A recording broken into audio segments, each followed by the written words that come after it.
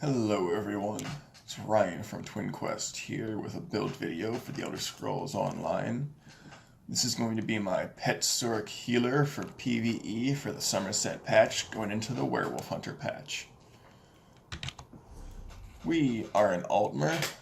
Argonian and Breton will also work. We have 64 attribute points into Magicka. We are using the Mage Mundus Stone. And we are using max health, max magic food. If you want better sustain, you could go for the Witch Mother's Potent Brew as well. Our potion is going to be Essence of Spell Power to give us Major Sorcery because we don't have that buff on our bar. If you want to run the Major Sorcery buff through a skill, then you could just swap that out. But I like to use it through the potions so I can have more skills available on my bar. Getting into the sets, Sorcerer Healer has a very good spell critical and high spell damage to get those nice high spell damage heals and a good max magic pool. But we're a little bit lacking when it comes to group buffs that we can give out. So we've tried to compensate for that through our set choices and through our skill choices. So as you might be able to tell, our first 5-piece set is Worm Cult. I really like the first 4 pieces of this for a healer, and the 5th piece is going to be a great group buff that we can give out. We are also running a 5-piece Spell Power Cure. Now, I like this more than the other set that gives minor or Major Courage that drops from Trials, just because the first 4 pieces I feel are better for a Sorc healer in general. Max Magic spell damage. It's great for increasing what we can do with our kit. Now, all the small pieces should be Divines. I still need to transmute this one to Divines, and the big pieces should be infused, so this one should be infused. I have everything Magicka enchanted, but if you want more health or stamina, you can feel free to do anywhere from 1 to 3 prismatics on the big pieces. We are doing all spell damage on the jewelry, but if you are having trouble sustaining even with Witch Mother's Potent Brew, you can always have jewelry that's Magicka Recovery enchanted in your inventory, just to swap out on the fly in case you need more sustain for any situation you're in. Now, Spell Power Cure is going to be another great buff that we can give to ourselves and our group, and we're going to also be having the Master's Resto Staff as another group buff that we can give out to ourselves and everyone else in our group. The initial heal of Grand Healing restores 258 stamina to each friendly target affected. Now I'm going to get into that later why we're able to make really good use of this on this Sorc healer build in particular. We're doing a Destro Resto setup, and our Destro, I have gone with 1 Destro of Turog's Pack to activate this first 2-piece trait for more spell damage. If you want, you could go for Willpower Staff or any set that gives max Magicka as well, but I've opted for the spell damage here so that when I have my Hots running and I swap to this bar to throw out my Destro rotation, I have the higher spell damage that will increase those Hots for me. So I prefer to go with the spell damage for my staff on this bar. We have the staff charged and that's important for the lightning staff because it will increase the chance to apply the status effect that lightning gives, concussed. So you're going to want to go charged on your Destro. The resto is currently precise. This is from a previous patch, and I think I'm going to transmute it to Nirnhoned for this patch, again, for those nice high spell damage heals. We can't increase our healing done through critical damage done anymore, so we could just increase the chance through critical, and I find this is less effective than when we used to be able to get our critical up to 70% and our critical damage, healing done up to 70% more.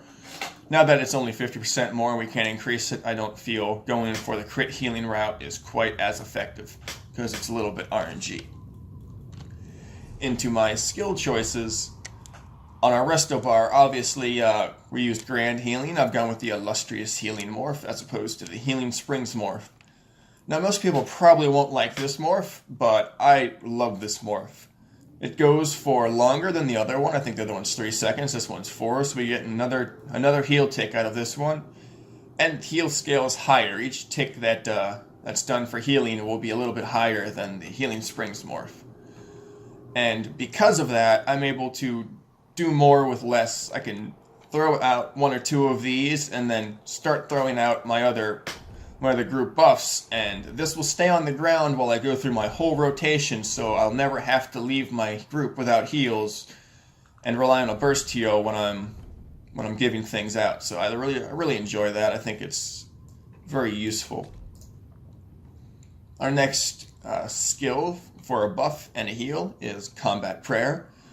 Now this is a snipe heal. It goes out a very long distance, so if you see an ally in front of you, you could just throw this out for a heal and buff without having to rely on your pet heal so much, which is nice. You're going to want to probably try to do that as much as you can if you can plan for it without letting your group members die. And you're going to want to work this into your rotation every 8 seconds. This is a very important buff to keep up for a Sorc healer.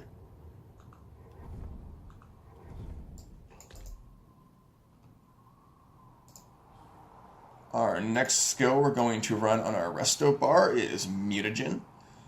Now, I really like this skill just because it helps you not have to micromanage your group so much. If you have fast stamina boys running all around, doing their DPS everywhere, and they're just kind of staying away from your ground AoE heals, this can really help keep them alive while you are able to give them a burst heal in tough situations.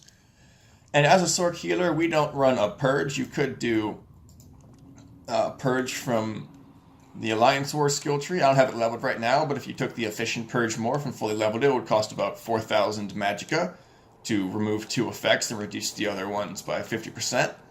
And I don't think that's very efficient, so I don't run that skill. This removing 1 harmful effect. The way this works, the tooltip is a little bit confusing. If the ally falls below 20% health, and the mutagen ticks in its normal, tick rotation while they're still below 20% health, it will consume the remainder of the mutagen, giving a big heal and removing 1 harmful effect. Now, the 1 harmful effect doesn't seem like that much, but if a big dot is the thing that's killing your teammate and it gets removed, then this becomes very useful. And the burst heal that it can provide is also very useful, so I like to run it over the rapid regen morph or over dropping the skill completely. If you don't like this skill, you could feel free to slot something else. Healing Ward's fine. You could slot Power Surge, and you could use different potions. It's really up to you and your preference how you want to play the build, but I like to go with Mutagen so that I don't have to micromanage healing so much. We are running Inner Light. Now you could also run Bound Aegis here to increase your max magicka a little bit more than I'm currently doing with this, but this also gives me the Major Prophecy buff. I don't technically need this because I have it through my potions, but that's fine. You could run Bound Aegis here or Inner Light if you want to, but we are getting Major Prophecy through our potions, so I'm going to do Bound Aegis there. On our Destro bar, we are running Elemental Drain. Now, this is one of the only reasons we have a Destro. If you wanted to go resto setup, you could just swap this for Siphon Spirit, but that's single target, and you can have Elemental Drain up on the whole group for no cost. This is an important debuff / buff you're going to want to do. Your Magicka casters are going to want you to have this up so they can get 300 Magicka back every 1 second when they're damaging an enemy that has this on them. So it's an incredibly useful tool for sustain for your group, and it's another one of those group buffs that we've taken through our skill choices to help augment our Sorc healer's effectiveness. We are running Blockade of Storms. This is another reason we're going Destro Resto instead of Resto. And the reason we've chosen Blockade of Storms is because it sets enemies off balance, which will increase your DPS damage done through the CP by activating Exploiter. It is also going to make you get more resources back when you heavy attack an enemy who is off balance. So it really helps us run this low Magicka recovery you see me running without having to worry too much about not having enough sustain to heal our group when we really are in a clutch situation. I am running Mystic Orb. You could run the morph that does healing, but I always prefer the morphs that do damage, especially when we're on a high critical, high max magicka, high spell damage healer. The damage from this will actually help the group.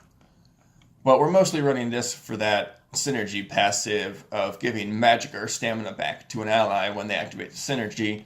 So you're going to want to weave this into your rotation to help your group with sustain, especially the stamina guys, because we don't have as many tools for them as we'd have for magicka.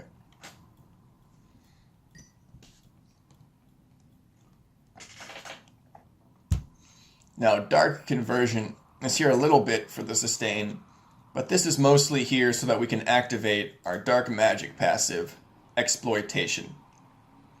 Now, this is a group buff again, and this is a sorcerer buff that we can give out. So if there's not another sorcerer in your group who's running a Dark Magic skill in their rotation, you're going to want to have this at all times.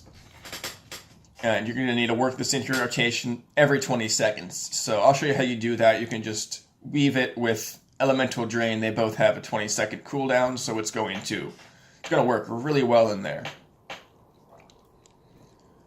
I forgot to mention Blockade of Storms is also here to activate our Implosion passive. You have it up on a big old group, and this procs a lot more than you think. It really helps with DPS in big trash pulls. Now, I've kind of grazed over this pet heal, and I've done that because it's going to take a little bit more explaining if you don't know how it works. This scales off of max magicka. You can see on this bar I have more max magicka, and the pet heal also scales higher on my resto bar. So you're going to want to try to cast it from that bar if you can, but this is also just here so that if someone's health gets low, you can throw it out and save them. Now, unlike Breath of Life, this goes in a full area around you. You don't have to be looking at the target. The target can be behind you when you throw this out, and it will hit him. But conversely, it does scale off of max magicka, and you have to keep the pet alive. So I feel like it's a pretty good trade-off, but I love the fact that I can heal someone behind me without looking at them with this, and it's one of the reasons I love Sorc Healer so much. Now, we are running Aggressive Warhorn as our main ultimate, and this is mostly for the major force buff we're giving there. You're going to want to throw this out right before your DPS do their offensive ultimates, usually in a boss fight, and this will really pump up your damage throughout the boss fight and help you burn the boss. If you're not throwing out that, or if you have extra ultimate that it's not time to throw this out to combo with your DPS yet, you can use Energy Overload. Now, if we come to our Overload bar, God damn.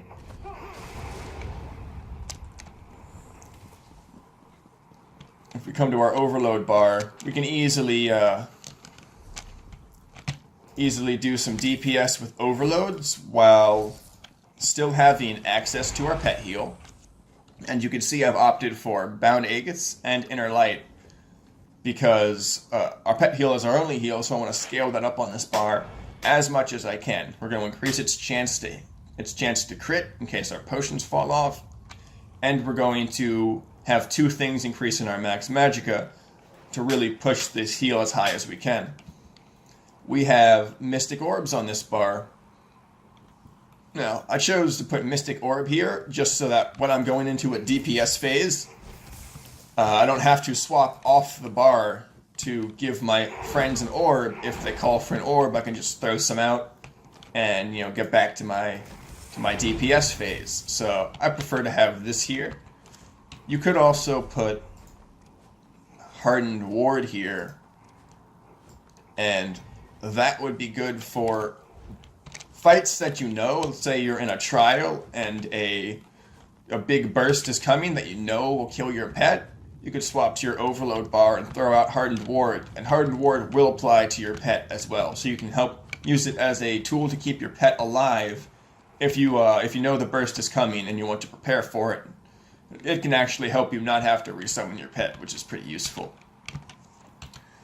We also have an Execute on this bar. This is the bar we come to do damage, so I try to keep any of my actual help DPS, the boss skills, on this bar just for efficiency of having my normal heal rotation on this Destro Resto setup.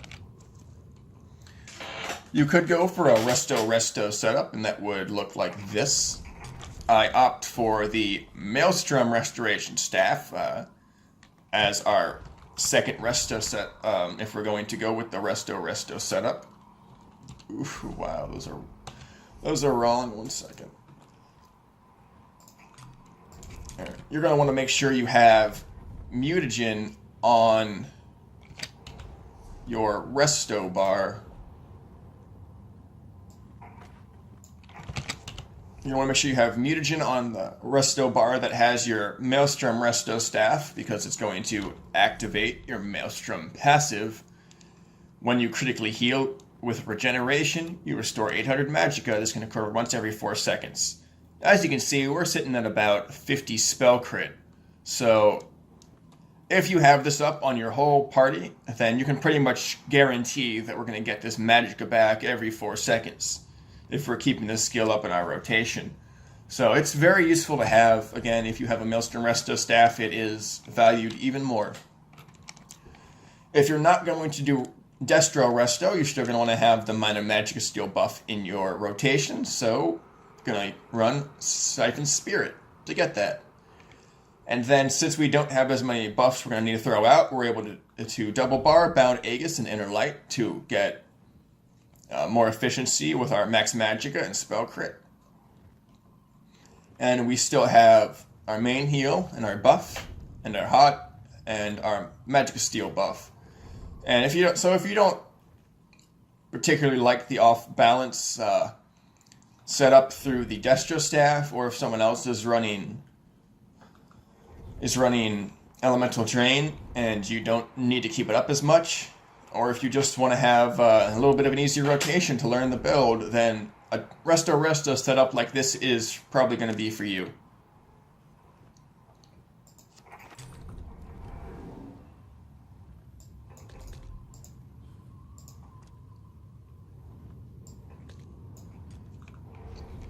Alright, so let's get into the CP. Starting with the tower, we have 72 into Warlord. We do not want to be sitting around CC'd, so we want to be able to break CCs for as little cost as we can. I don't see the point in putting 100 into any of the trees. Let's take this one for example, 75 into Arcanist. You would put 25 more CP into this tree to get 1%. And that's just, like, even with 13 in Shadow Ward, we get 6%. Imagine if we put 25 in there, as opposed to here, it's just far more efficient. So I would never go, if you look at the percent here, it's 14 out of 15. I would never go more than the second highest percentage you can get. If you go all the way up to 100, it's not very efficient. 13 Bastion Focused, 75 Split in Arcanist and Tenacity. Tenacity is the important one here. We sustain mostly off of heavy attacks on people who are off-balanced. And I'm going to show you how to work that in your rotation later. The 2 in Tumbling here is just so that the points aren't wasted.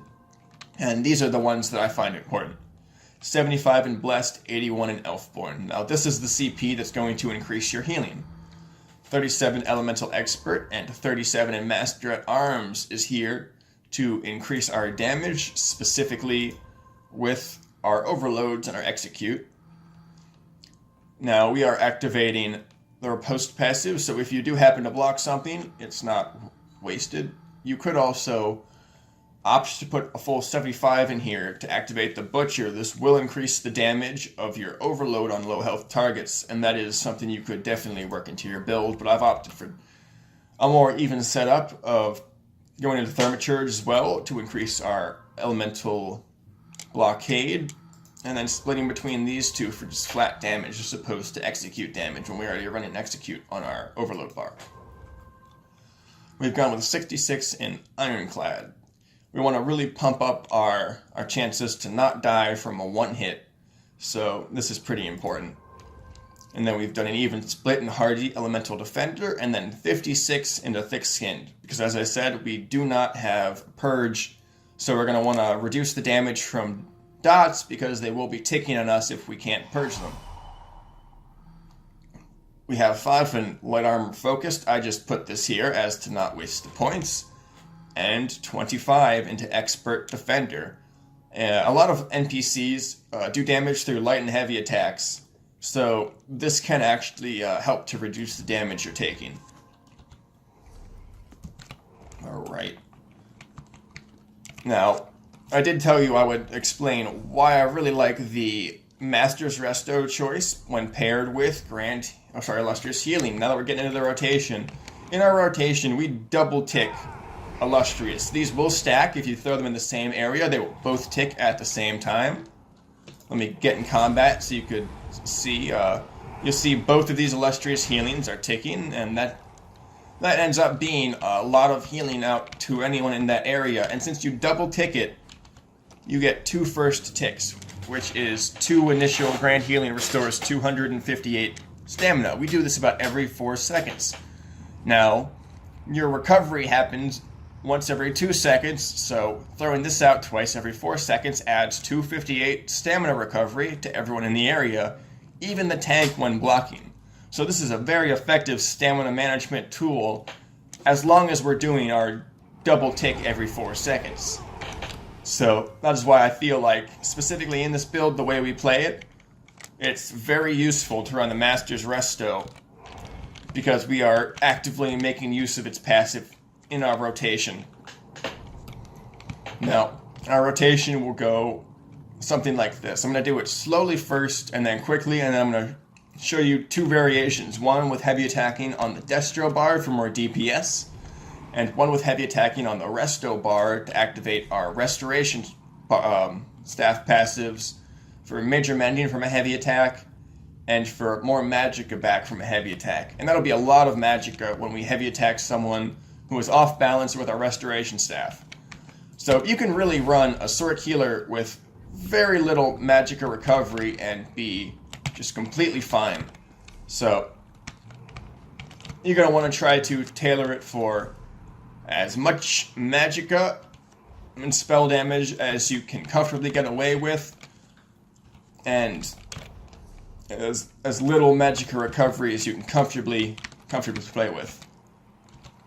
We are also going to need to have our pet heal on every active bar, because if it's not, it desummons. So you're going to have that on all 3 of our bars, including our overload bar, so that when we swap to the bar, the pet will not be desummoned. Now you'll notice when I summon the pet, my health goes up, and that is because we just activated our Expert Summoner passive. Increase your max health by 8% when you have a Daedric Summoning pet active.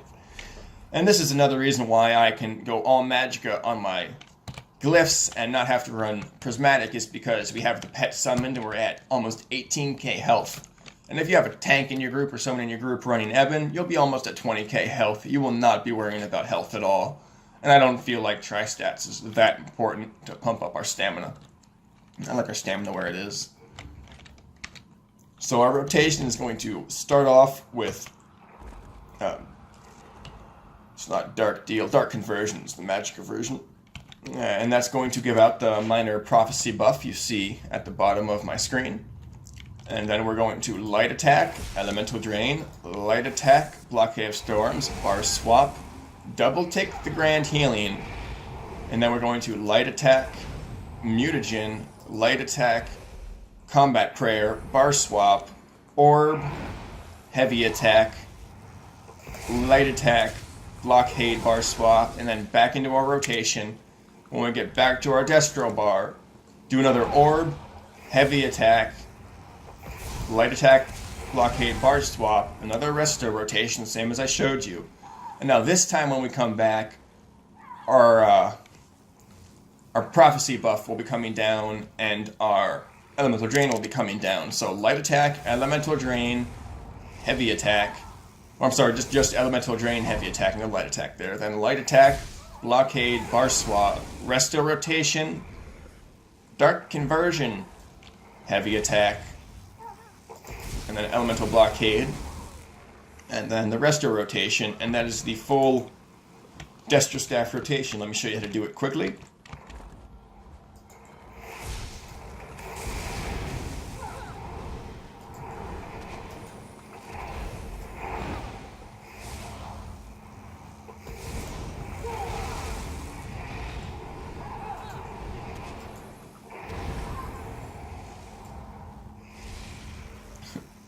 That was supposed to be an orbs, my bad.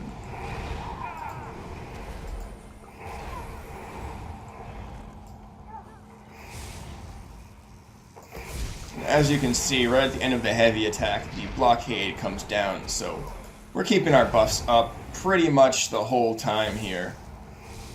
You see, right there it comes down. And if you were doing this faster and I wasn't trying to show you everything, then it would be easier to keep everything up.